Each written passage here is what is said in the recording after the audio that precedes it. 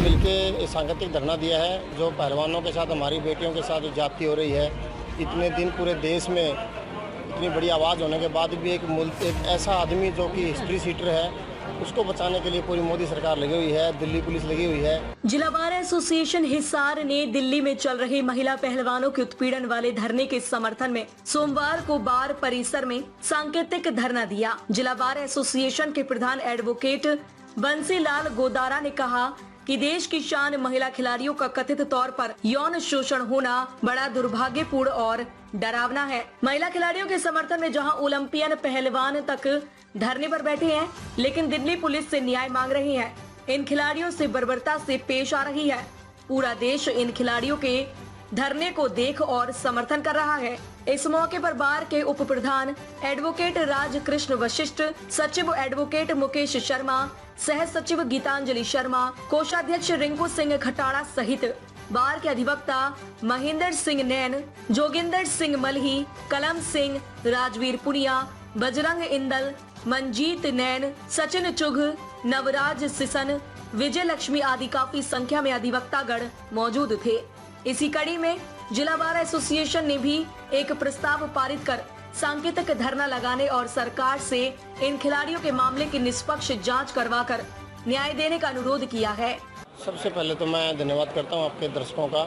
और आज का धरना जो है हमारे सभी वकील साथियों ने, जो हमारे प्रधान जी हैं गोदारा साहब, हमारे वशिष्ठ जी हैं, हमारी बहन जी हैं, सबने मिलके सांकेतिक धरना दिया है। जो पहलवानों के साथ, हमारी बेटियों के साथ ज्यादती हो रही है, इतने दिन पूरे देश में इतनी बड़ी आवाज़ होने के बाद भी एक ऐसा आदमी जो कि हिस्ट्री सीटर है, उसको बचाने के लिए पूरी मोदी सरकार लगी हुई है, दिल्ली पुलिस लगी हुई है।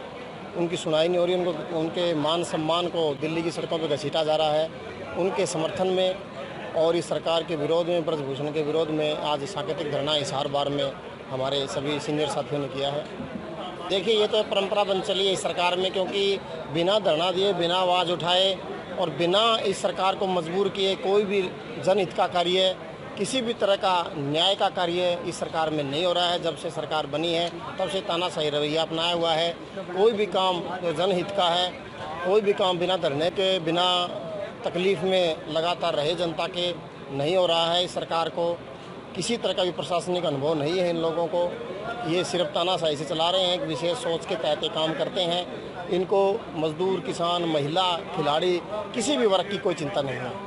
एडवोकेट संजय बुरा नहीं, पहले तो इन जो महिला पहलवान है अपनी, इन्होंने शायद 4-5 महीने पहले इन्होंने धरना दिया था और सबको उन्होंने वहाँ पे अल्टीमेटम दिया था कि आप इसका जो है वो FIR दर्ज की जाए।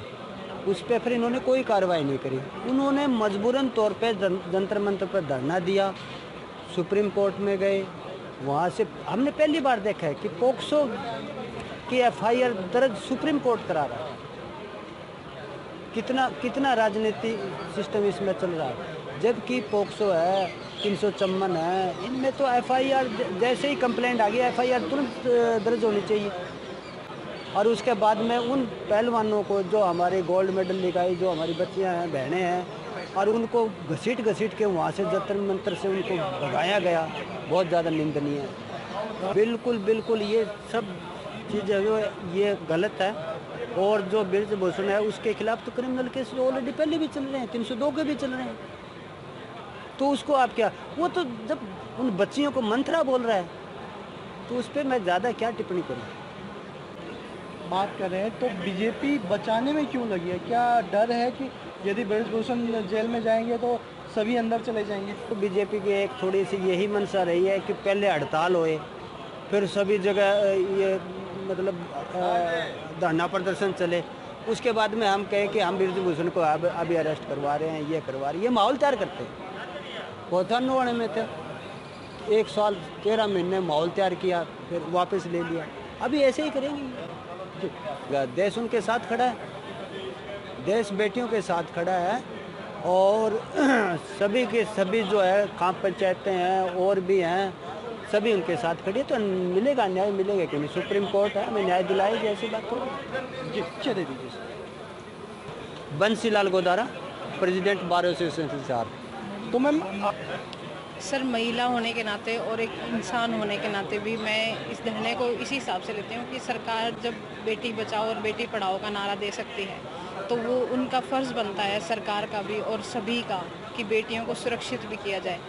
अब ये जो नारा दिया गया था, इसमें बेटियां पढ़ेंगी, शिक्षित होंगी तो वो सुरक्षित भी होंगी, अपनी सुरक्षा को पहचानेंगी। उसी हिसाब से ही अगर महिला पहलवानों के साथ कुछ गलत हुआ है तो उन्होंने शिक्षित होने के बाद ही ये आवाज़ उठाई है। जब बेटियां शिक्षित नहीं थी तो वो दब के रह जाती।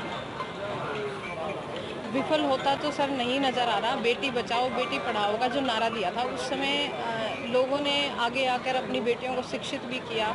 आज अगर हम देखें जितने भी रिजल्ट्स आते हैं, यूपीएससी का हो गया, उसमें हमेशा बेटियां ही आगे रहती हैं। तो शिक्षित तो हो रही हैं और नारा विफल नहीं हुआ है, ये सरकार विफल हो रही है बेटियों को सुरक्षित रखने में, उनको न्याय दिलाने में।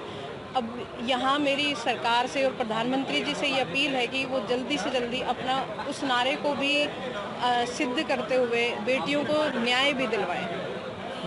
बिल्कुल सर, ये भी प्रधानमंत्री जी को ज़रूर संज्ञान में लाना चाहिए अपने, कि ये पहलवान जो हैं ये आज की नहीं हैं, ये बहुत लंबे अरसे से पहलवानी करते हुए और देश का नाम रोशन कर रही हैं। अब अगर इन्हीं पहलवानों को इस तरह से धरने पे बैठना पड़ जाए तो हमारे खेल व्यवस्था बिल्कुल ख़राब हो जाएगी। हम लोग कहाँ से आगे मेडल लेके आएंगे, और जो नए बच्चे हैं जो उन्हीं के नक्शे कदम पर चलना चाह रहे हैं, उनकी मानसिकता ख़राब होने लग जाएगी, वो उनके भी गेम पे असर पड़ेगा। तो प्रधानमंत्री जी को जल्द से जल्द इसमें कोई ना कोई कार्रवाई करनी चाहिए, देरी ना करते हुए जल्दी से उनको न्याय दिलाएं। Geetanjali Sharma, advocate, joint secretary, हिसाबाद।